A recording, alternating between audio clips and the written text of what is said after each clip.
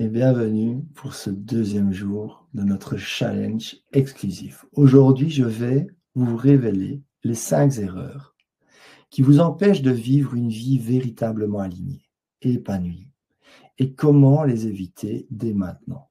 Nous allons voir comment démystifier ces croyances et habitudes qui vous épuisent, vous font perdre confiance et sens, afin de vous offrir une énergie durable et un équilibre de vie authentique.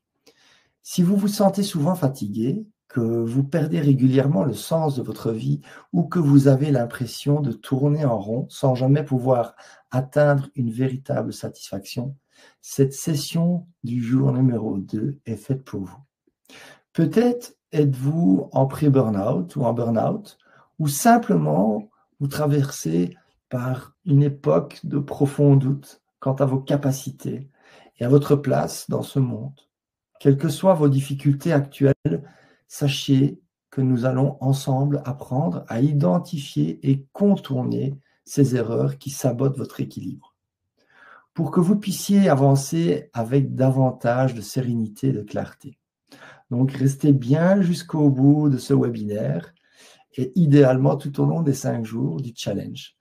Alors, ce que nous allons voir aujourd'hui, durant ce deuxième jour de challenge, nous allons identifier les 5 erreurs ou fausses croyances qui vous maintiennent dans un déséquilibre parfois épuisant.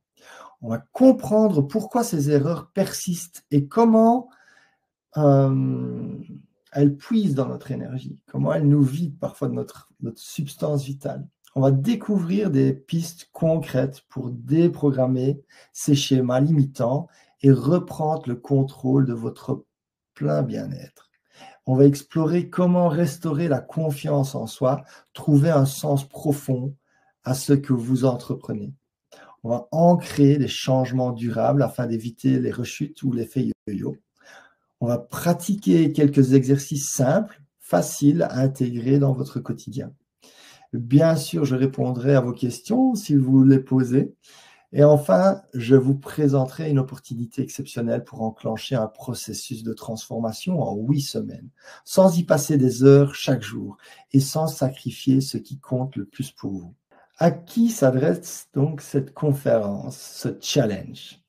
Vous êtes peut-être régulièrement stressé, en manque de confiance ou doutant régulièrement de vos capacités, perdu avec l'impression de faire du surplace, touché par le burn-out ou en plein pré-burn-out, désireux de réussir dans votre vie professionnelle sans pour autant sacrifier vos besoins personnels ou familiaux, à la recherche d'un équilibre durable pour mieux vivre votre hypersensibilité ou votre empathie, déterminé à abandonner de vieilles habitudes néfastes pour instaurer de nouvelles bénéfiques, en quête d'une meilleure santé mentale, émotionnelle et psychique, ou tout simplement animé par l'envie d'accéder à un style de vie plus serein, inspirant et épanouissant.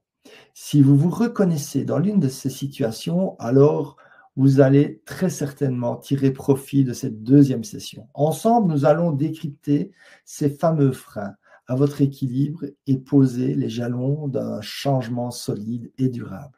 Or, pour ceux qui viennent d'arriver pour la première fois ce soir, je vais vous parler de moi, pour ceux qui ne me connaissent pas. Donc, je suis Michael Defailly, je suis expert en transformation holistique et spécialisé dans la reprogrammation de l'inconscient. Depuis plus de 20 ans, j'accompagne mes clients pour leur permettre de s'épanouir pleinement et de façon durable. J'ai moi-même traversé une longue période de doute et de quête de sens, difficulté à trouver ma place, hypersensibilité, addiction, sentiment de décalage. J'étais constamment en lutte pour maintenir un équilibre de vie précaire. J'ai également subi des épreuves sur le plan physique, comme la borréliose et le cytomégalovirus, avec une boule de stress quasi permanente logée au bas de mon ventre.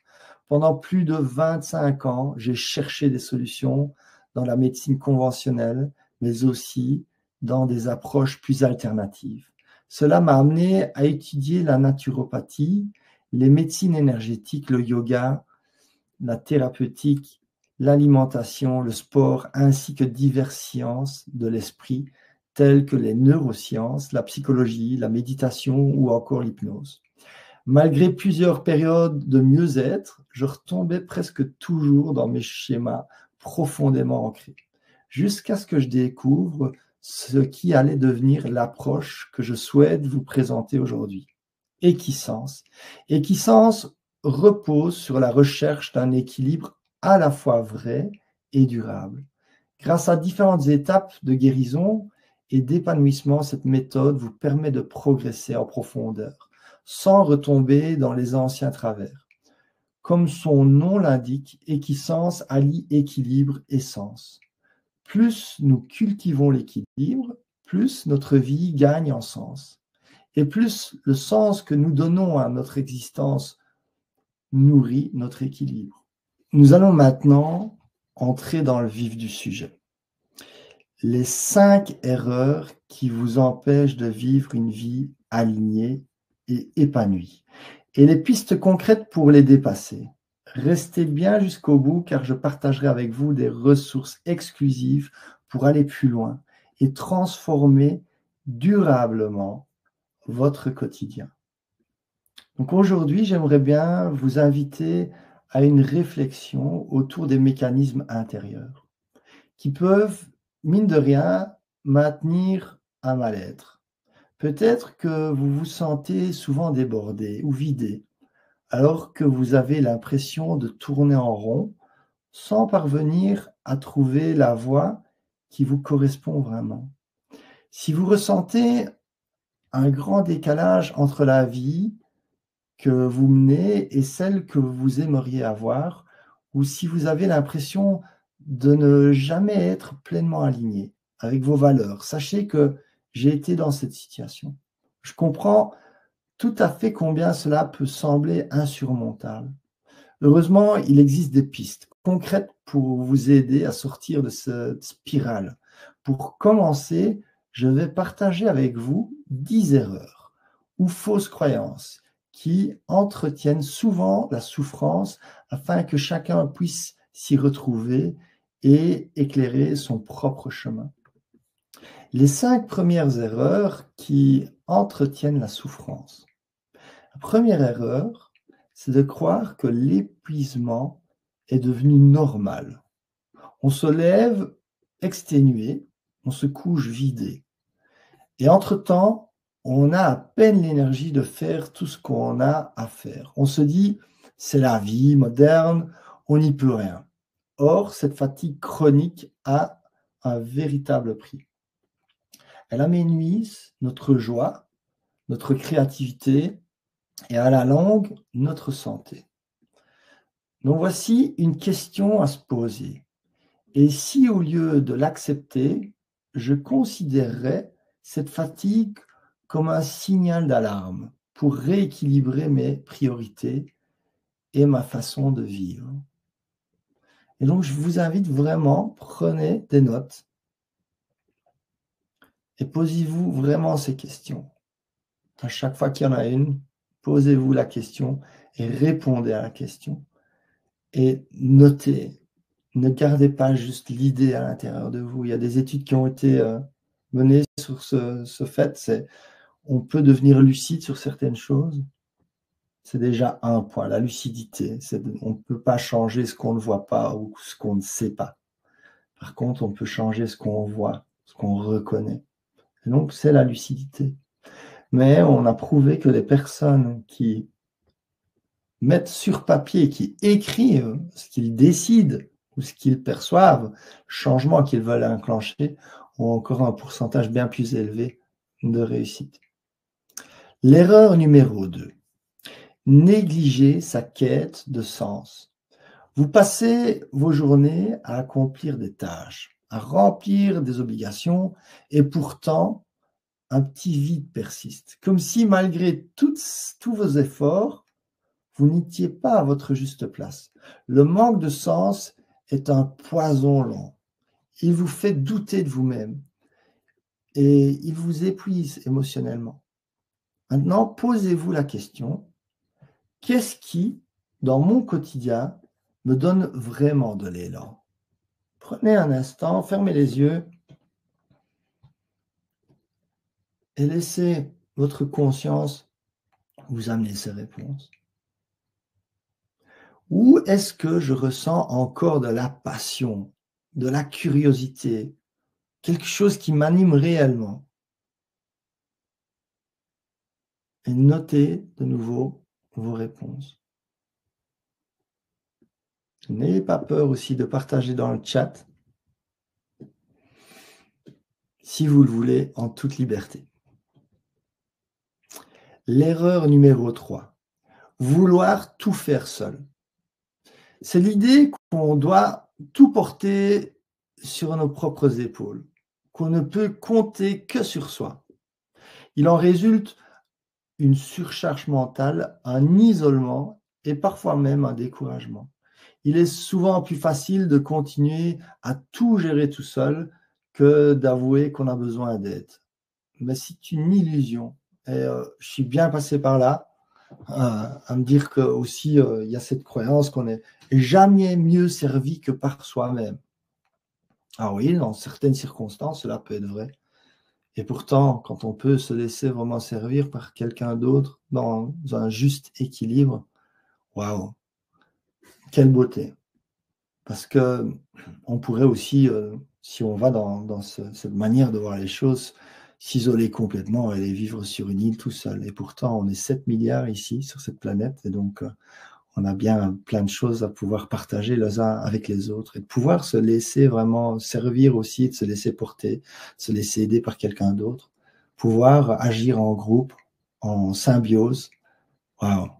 Quand vous regardez une symphonie, un orchestre, des musiciens qui jouent ensemble, c'est juste phénoménal ce qu'on peut faire quand on a un groupe qui est coordonné, qui se soutient les uns les autres.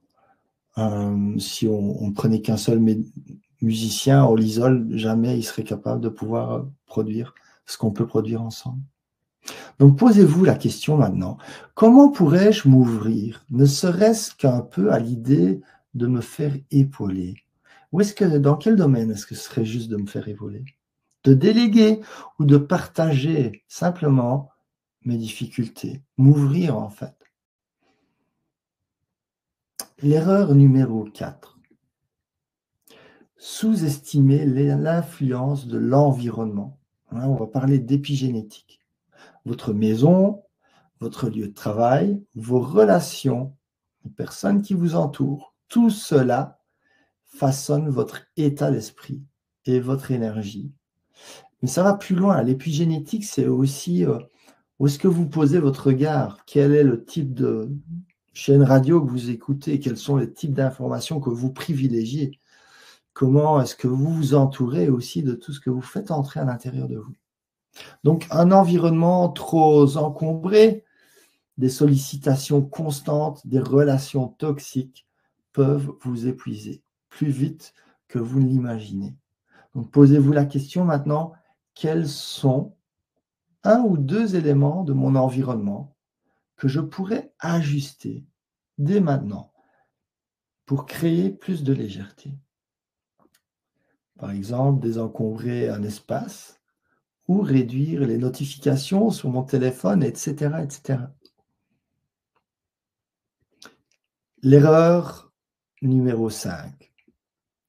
Croire que changer sa vie est long et compliqué. C'est la croyance qui nous fait penser « je n'ai pas le temps pour un tel chantier ». Ça prend trop d'énergie, trop de temps, trop d'efforts. Et donc, on ne fait rien. Pourtant, parfois, des simples micro-changements répétés ont un impact énorme. Donc, voici une clé. Plutôt que de vouloir tout révolutionner, commencez par une petite habitude, un petit rituel. L'important est de poser la première pierre pour sortir de l'inertie. Voilà, donc 5 erreurs supplémentaires pour que chacun s'y retrouve. Je sais que ces 5 premières erreurs peuvent déjà résonner chez beaucoup d'entre vous, mais j'ai aussi conscience que d'autres pensées limitantes existent. et peuvent s'avérer tout aussi handicapantes. Et d'ailleurs, dans la checklist des ombres intérieures, vous allez vraiment aller beaucoup, beaucoup plus loin encore dans ce travail. Donc, voyons-en 5 de plus pour que chacun puisse se reconnaître. Erreur numéro 6, croire que l'on n'a pas le droit au mieux-être. Parfois, on se dit, avec tout ce que j'ai, je n'ai pas à me plaindre. Ou il y a d'autres personnes qui souffrent plus. Ce serait égoïste de vouloir plus de bien-être. C'est une forme de culpabilité qui nous empêche de prendre soin de nous. Vous avez parfaitement le droit de chercher l'équilibre et la sérénité. Vouloir s'épanouir n'enlève rien à personne, que du contraire. Au plus vous allez vous épanouir, au plus vous allez inspirer votre entourage, au plus vous allez montrer que c'est possible. Erreur numéro 7. Se dire que les autres ont trouvé des solutions, mais que ça ne marche pas pour moi. Vous voyez autour de vous des gens qui semblent réussir à être plus sereins, plus alignés, et vous concluez, oui, mais ma situation est différente. Cette croyance enferme dans l'idée que vous êtes un cas à part. Et je rencontre vraiment très souvent ce cas de figure avec des personnes qui viennent vers moi et qui disent, j'ai déjà tout essayé, ça ne fonctionne pas, ce qui fonctionne pour les autres ne fonctionne pas pour moi. Souvent, ces personnes étaient dans une situation similaire à la vôtre avant de décider d'essayer autre chose. Et c'est pas parce qu'on a déjà essayé beaucoup de choses qu'on a tout essayé. Et c'est même pas ça. Parfois, c'est aussi le fait d'être prêt vraiment pour le changement. C'est pas que les choses ne sont pas bonnes. C'est que nous ne sommes parfois pas prêts ou que nous n'allons pas assez loin. Il y a un proverbe indien qui dit « Vous pouvez creuser 100 000 puits, 100 000, sans jamais trouver de l'eau. Et vous pouvez choisir n'importe quel de ces puits et être sûr de trouver de l'eau. Ce n'est juste qu'une question de profondeur. » Le changement est rarement réservé à une élite. Il est juste la somme de nouvelles habitudes. Et donc, notez bien cela. Le changement est la somme de nouvelles habitudes et de profondeur d'habitude. C'est comme le puits. Prenez n'importe quel puits que vous avez déjà creusé, creusez plus loin, vous allez trouver un jour de l'eau, c'est sûr et certain. Erreur numéro 8. Minimiser ses besoins profonds. On se dit, oh, je n'ai pas besoin de grand-chose, je peux me contenter de ça. Alors qu'au fond, on a soif de reconnaissance, de connexion ou d'aventure. Minimiser ses besoins finit par créer un décalage entre ce qu'on vit et ce qu'on désire réellement. Et ça vous enlève l'appétit. Voilà. Parce qu'au fur et à mesure, vous vous habituez à des choses que vous ne désirez pas vraiment à la hauteur de ce que vous les désirez. Et donc, ça enlève toute stimulation d'aller vers cela. Par contre, si vous reconnaissez réellement vos vrais besoins, et oui, peut-être que vous sentez un immense décalage entre là où vous sentez que vous en êtes aujourd'hui et là où vous voudriez être. Mais si vous vous voilez la face, et que vous dites, mais en fait, je veux aller là, alors qu'en fait, vous ne voulez pas aller là, vous voulez aller là, ben ce faux semblant que vous avez créé, il ne vous stimule pas. Il ne vous permettra pas de bouger ni d'aller chercher l'énergie qu'il faudra. Donc, question, quels sont mes véritables besoins fondamentaux? Est-ce que je me donne le droit de les formuler et surtout de les honorer? Erreur numéro 9. Croire que ce n'est pas le bon moment. Alors ça, c'est très fréquent. On se raconte, je verrai ça plus tard, quand les enfants seront grands, quand j'aurai plus d'argent, quand le travail sera moins stressant. La vie file et le bon moment ne vient jamais en fait. Donc le moment idéal, il n'existe pas. Parfois, le vrai moment opportun, c'est juste maintenant. Au milieu de vos contraintes, pour commencer à semer les graines du changement. Combien de fois j'ai pas eu des personnes qui commencent un accompagnement et puis bam, il y a quelque chose qui arrive dans leur vie. Et d'un coup, on doit déménager, d'un coup, il y a un décès, d'un coup, il y a tout qui nous tombe dessus. Et là, premier réflexe, c'est: «Ah, je n'ai plus d'espace, c'est pas le bon moment». Et à chaque fois, je leur dis: «Mais c'est justement maintenant, en fait, le bon moment». Si vous parvenez vraiment à vous honorer quand c'est difficile, alors vous allez pouvoir le faire quand c'est facile. Mais quand vous n'arrivez même pas à vous honorer quand c'est facile, n'attendez même pas à pouvoir traverser les difficultés. Et posez-vous la question, c'est à quel moment que c'est vraiment le plus opportun de pouvoir s'honorer? C'est justement, c'est à travers la difficulté. C'est là vraiment que vous allez voir où vous en êtes. À quel niveau est-ce que vous en êtes? De quelle manière est-ce que vous allez traverser cela? Et je vous assure que les difficultés peuvent être traversées de 1000 manières différentes, de 1000 manières très pénibles et puis de 1000 manières très créatives et très puissantes aussi. Donc le bon moment vraiment, et c'est maintenant. C'est pas quand toutes les planètes sont alignées. Le bon moment d'aller vers vous, le bon moment de révéler toutes vos capacités, c'est justement quand le challenge est là. Si vous voulez apprendre à surfer la vie, c'est pas juste, ne sortez pas juste votre planche de surf quand il y a pas de vagues. Ça n'a pas de sens. Sortez votre planche quand il y a des vagues et apprenez progressivement à les surfer. L'erreur numéro 10. Penser qu'on n'a pas les moyens d'évoluer. Donc c'est une objection fréquente. Je n'ai pas le budget, ou je n'ai pas l'énergie pour ça, ou je n'ai pas le temps. On oublie de se demander ce que cela nous coûte réellement, de ne pas évoluer. Troubles de santé, stress permanent, perte de relations, perte de repères. Et le pire de tout, c'est la perte de confiance. Au plus vous perdez la confiance, et au plus, en fait, vous perdez tous les moyens.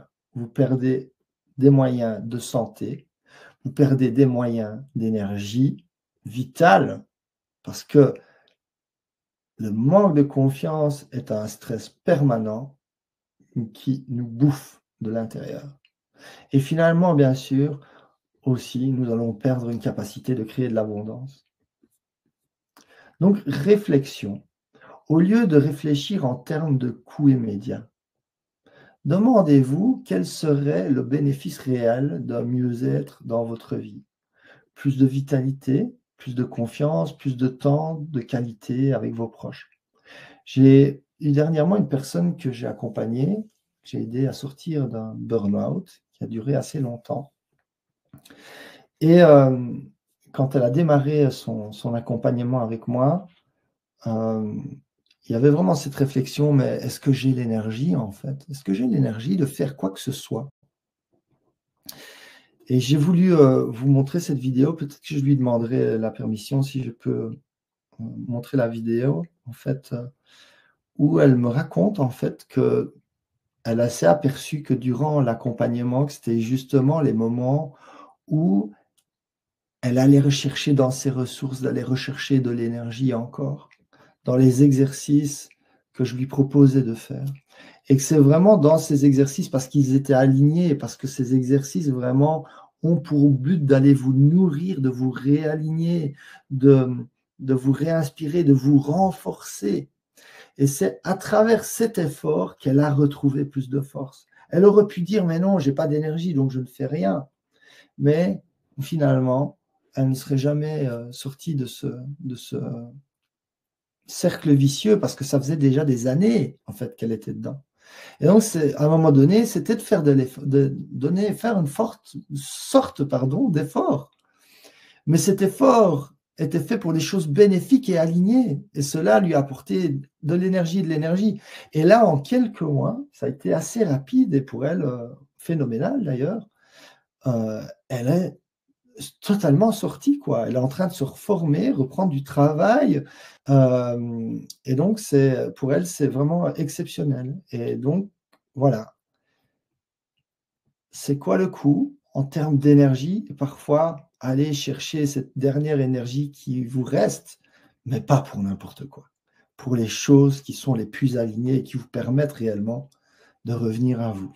Voilà, donc c'est de l'énergie qui ne va pas vers l'extérieur, c'est de l'énergie qui va vers vous, vers l'intérieur.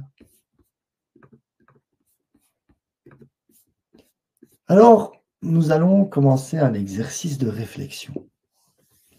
Et avant cela, je vais vite aller refaire un petit tour dans le chat. Donc, le chat est beaucoup moins animé. Alors, Colette, tu ne sais pas m'entendre. Je suis vraiment désolé. J'ai eu des messages comme quoi le son fonctionne. Et alors, je vais juste t'envoyer un petit message parce que je ne sais pas si du coup, maintenant, tu peux m'entendre, si c'était juste un problème momentané. Je vais juste t'inviter à redémarrer, à sortir, à re-rentrer.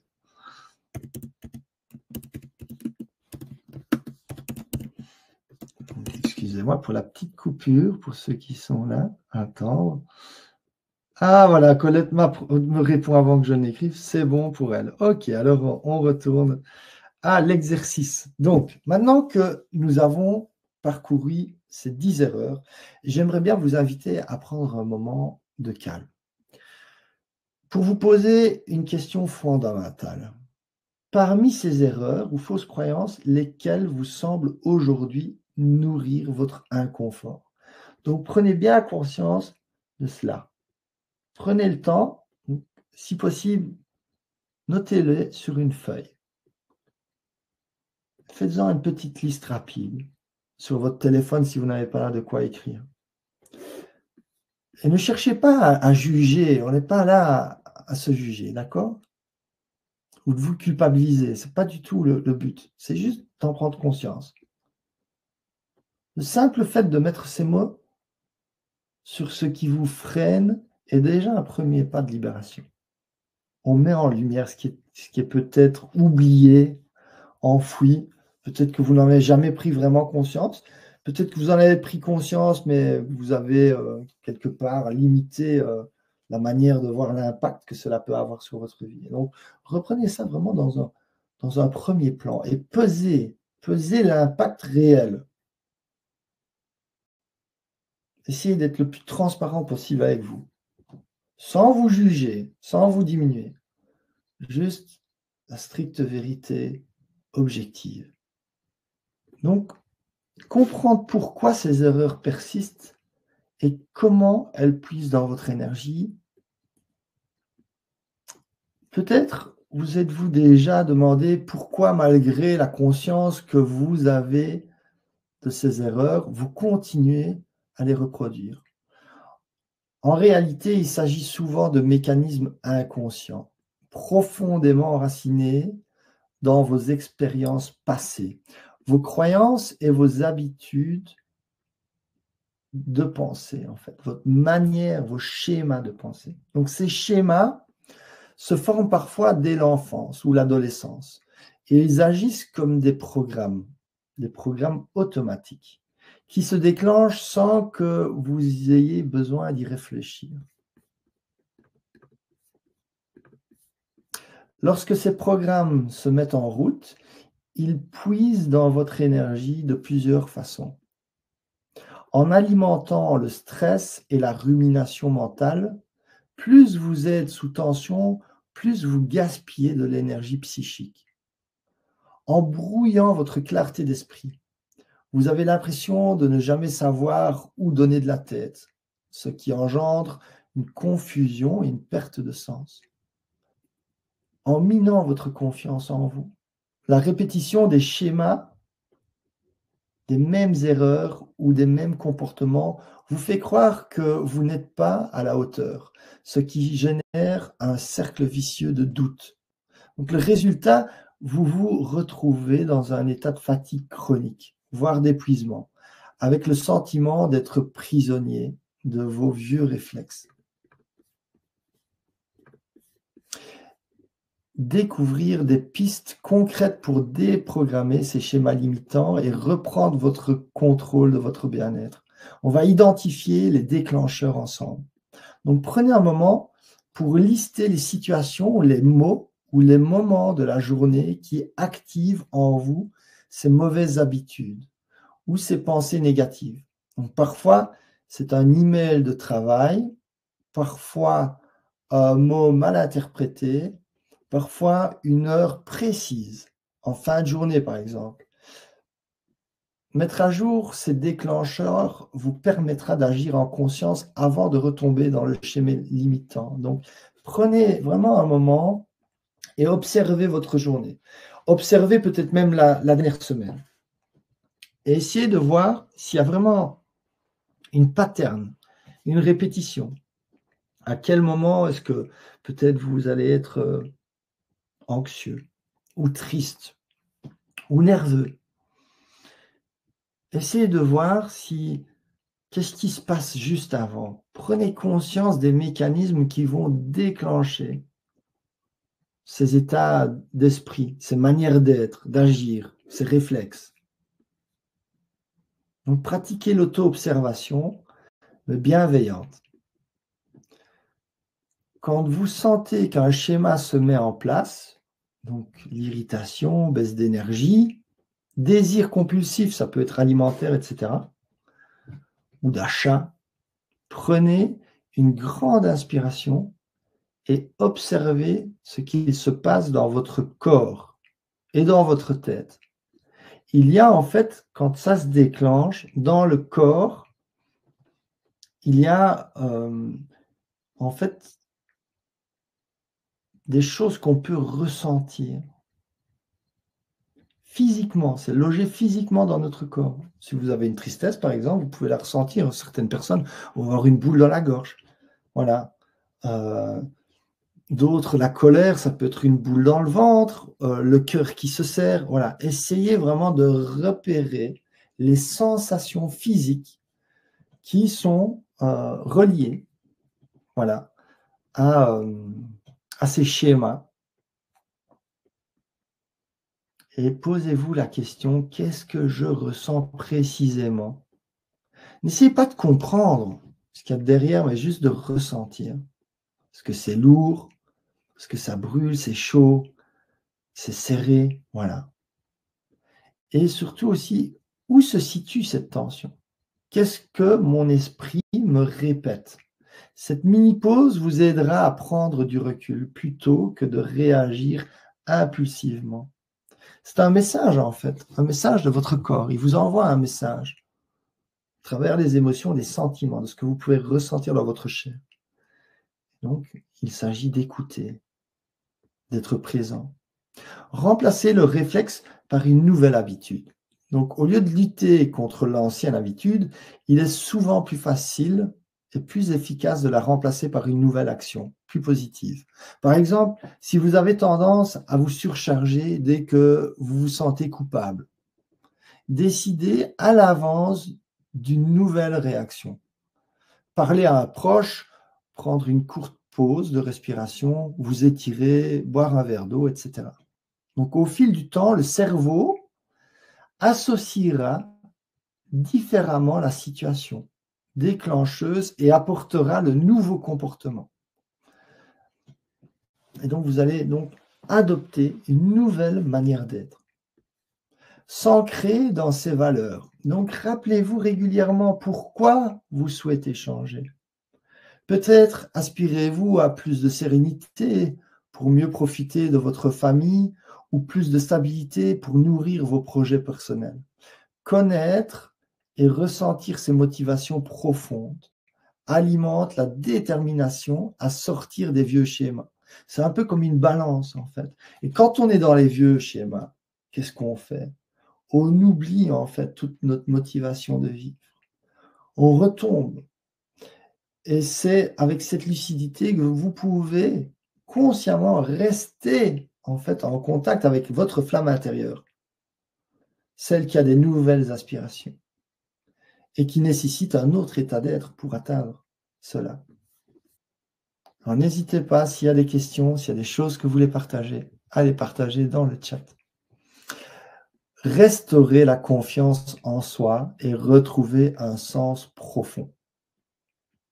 Sans confiance en soi, il est difficile de persévérer et d'oser se lancer dans de nouveaux défis. Souvent, le manque de confiance vient d'expériences passées ou de peurs ancrées.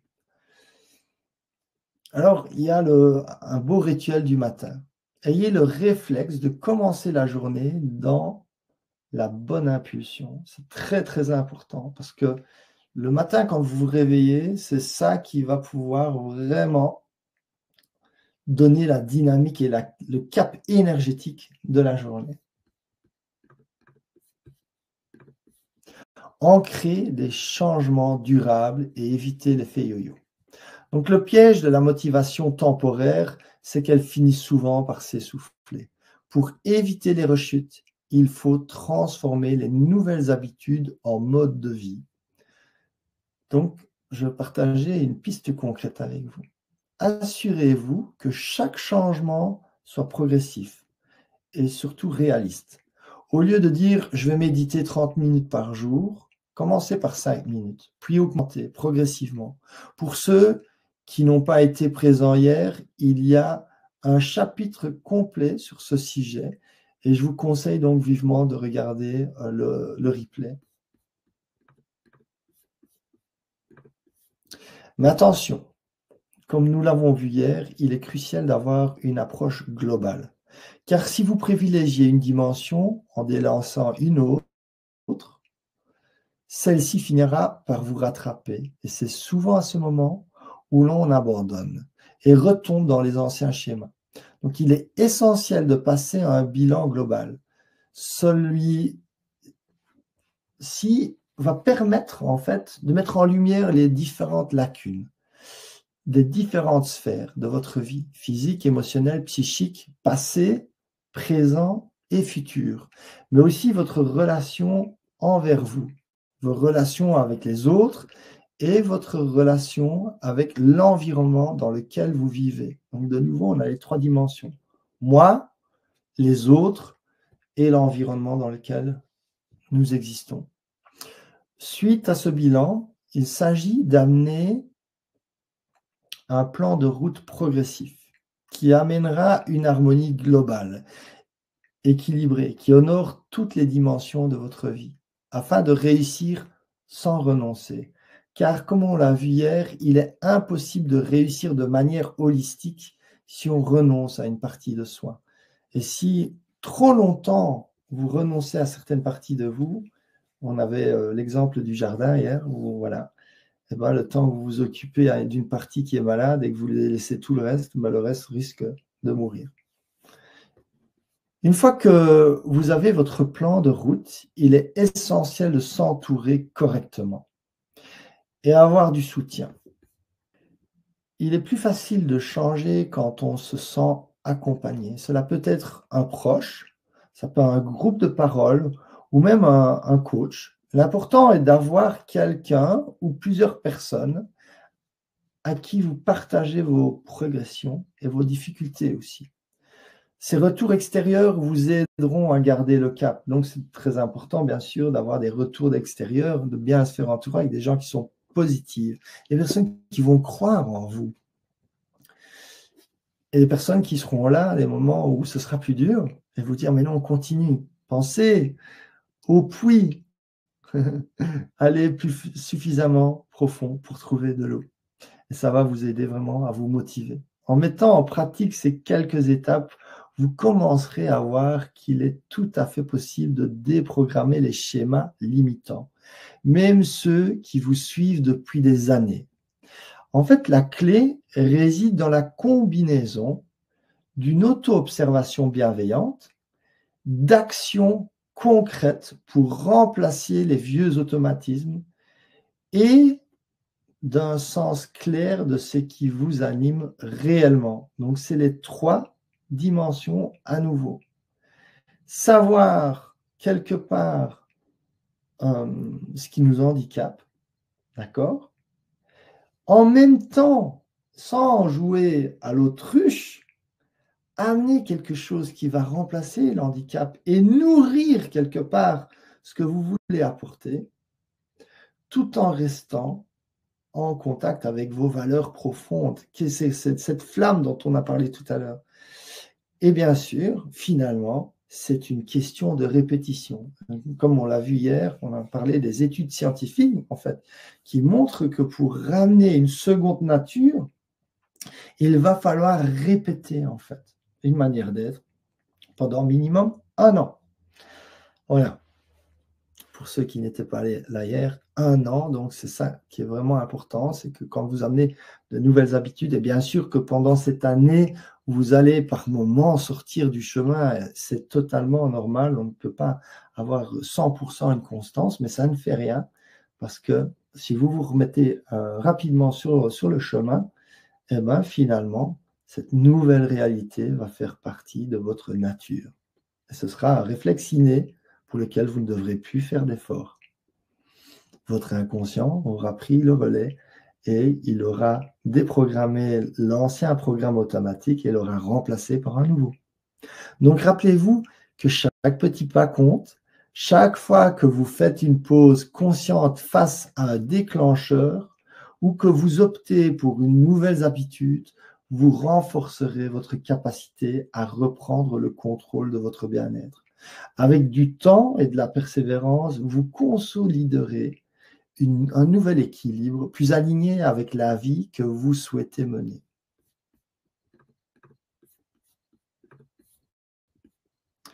Alors, découvrir la pratique Equisense. Donc, c'est un concentré de transformation en 20 minutes. Dans le cadre de la méthode Equisense, j'ai développé une pratique courte mais puissante qui combine 3 outils essentiels. La méditation, la cohérence cardiaque et la reprogrammation de l'inconscient. En seulement 20 minutes, cette pratique agit sur plusieurs niveaux. Elle vous aide à clarifier les pensées, à reprogrammer vos schémas limitants et à rééquilibrer votre énergie. Ce qui est remarquable, c'est la manière dont cette méthode reprogramme l'inconscient de manière à libérer votre potentiel caché, renforcer votre résilience et instaurer un état d'esprit serein et positif. Donc concrètement, cela signifie que chaque fois que vous prenez ces 20 minutes pour vous connecter en profondeur, vous créez une base solide qui vous permettra d'aborder votre journée avec plus de clarté et de confiance, tout en diminuant considérablement le stress qui vous freine. Donc pour ceux d'entre vous qui ne rejoindront pas l'accompagnement Réussir sans renoncer, dans lequel cette pratique est enseignée, je vous recommande d'adopter une pratique quotidienne courte mais régulière, une simple routine combinant des affirmations positives et des exercices de cohérence cardiaque. Ça peut déjà faire vraiment une grande différence. En répétant ces gestes chaque jour, donc c'est vraiment important d'être régulier, d'accord? Ça n'a pas besoin d'être long. Même si au début, vous sentez que vous n'allez pas pouvoir faire 20 minutes, faites 5 minutes. Mais si vous le faites tous les jours, je vous assure que d'ici 2 semaines, vous allez avoir des résultats qui sont significatifs. Il n'y aura pas de doute. Vous allez vraiment voir un changement. Donc, vous amorcerez un changement durable qui, avec le temps, reprogrammera votre inconscient et transformera votre manière d'aborder la vie. Donc, chaque petit pas compte. Intégrer ces 20 minutes dans votre routine quotidienne. C'est investir dans un avenir où votre énergie, votre équilibre, votre épanouissement ne dépend plus du hasard, mais de votre engagement envers vous-même. C'est pas très compliqué. Allez sur YouTube, apprenez la cohérence cardiaque. C'est très simple, il y a plusieurs manières de le faire. Trouvez la vôtre. Et écoutez des affirmations positives pendant que vous pratiquez la cohérence cardiaque. Ce sera déjà une bonne base et avec ça, vous pouvez aller très loin. Alors, un autre aspect essentiel à prendre en compte est la mémoire cellulaire. Donc, celle-ci s'active chaque fois qu'un traumatisme passé semble se reproduire. Lorsque cela arrive, le corps physique génère des stimuli sensoriels désagréables, déclenchant un programme de défense automatique qui se manifeste soit par la fuite, soit par l'attaque. Donc ces mécanismes inconscients t'empêchent d'être réellement libre et de progresser. Il t'est sûrement déjà arrivé d'identifier un schéma récurrent que tu ne veux plus reproduire, mais qui, malgré ta lucidité, continue de se répéter. Donc, prenez le cas d'une de mes clientes. Elle avait pris conscience d'un comportement compulsif qui la dépassait. Chaque matin, lorsque son patron entrait dans le bureau avec un visage fermé, elle se sentait immédiatement abattue et faisait mine d'être encore plus mal que lui. Même les jours où elle était en pleine forme, elle ne pouvait s'empêcher d'adopter cette posture. C'était plus fort qu'elle.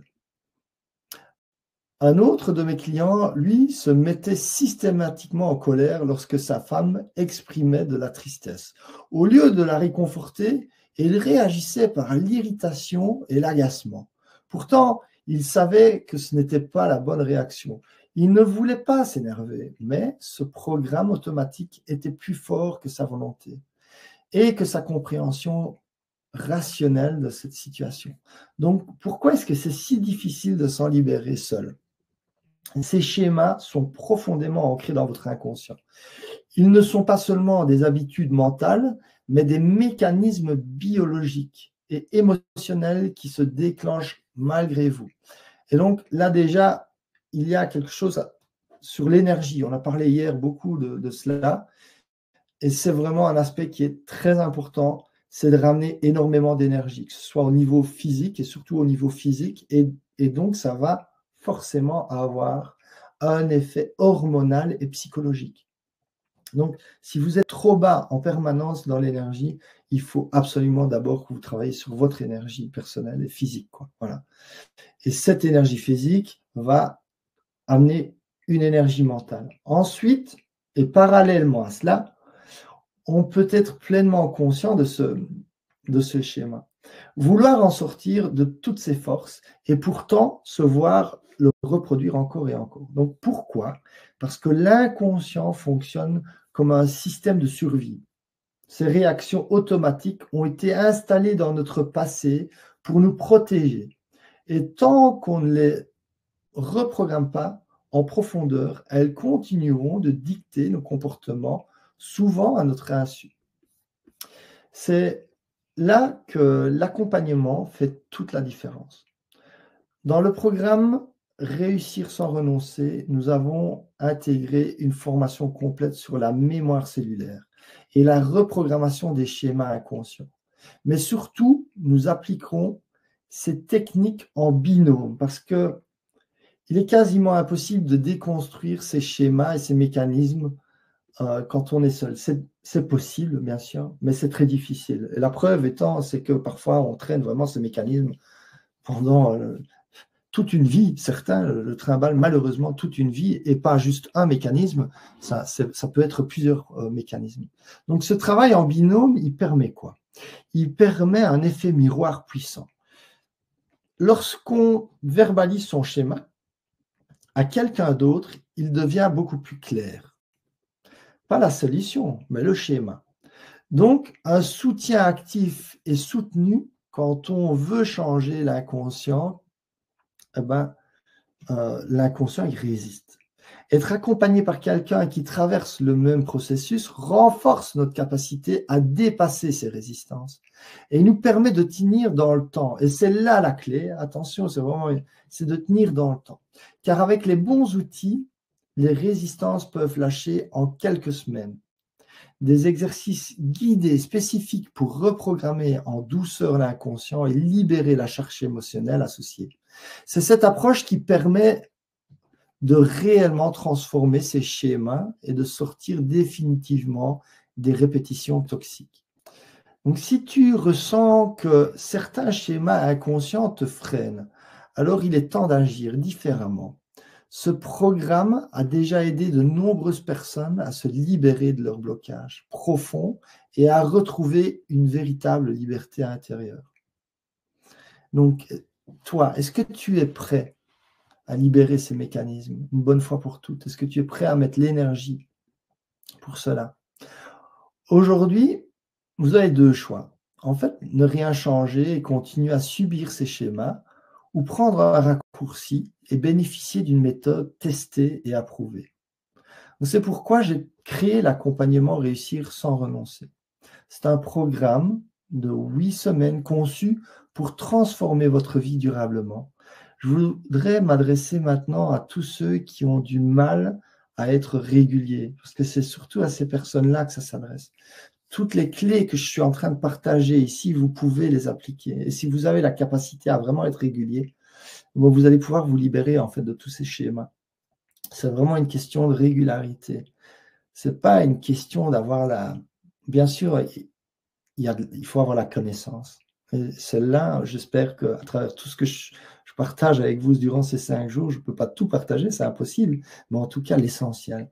Et donc donner de la connaissance, mettre en lumière les schémas déjà, et puis vous donner les pistes, les applications que vous pouvez faire.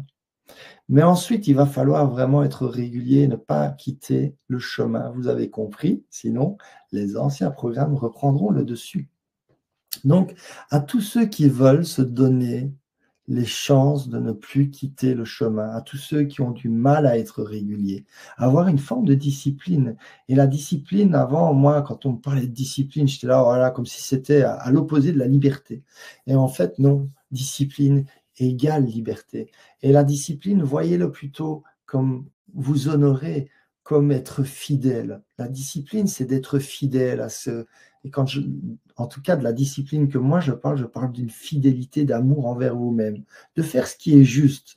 Et dans ce qui est juste, en fait, ce qui est en fait fou, c'est que ce qui est juste est magnifique aussi, est jouissif, est bénéfique, bien sûr, mais apporte du plaisir. Mais parfois, on s'est tellement éloigné de ce qui est juste et aligné qu'on a perdu, en fait, cette reconnaissance de ce qui est bon. Et donc, ce qui est bon ne procure pas toujours instantanément du plaisir. Par contre, si c'est bon et si c'est réellement aligné avec vous, ce n'est qu'une question de temps pour que le plaisir émerge, le vrai plaisir. Et c'est parfois difficile de lâcher tout ce qu'on a mis en place pour combler le gouffre, en fait, ce vide intérieur qui est à l'intérieur de nous.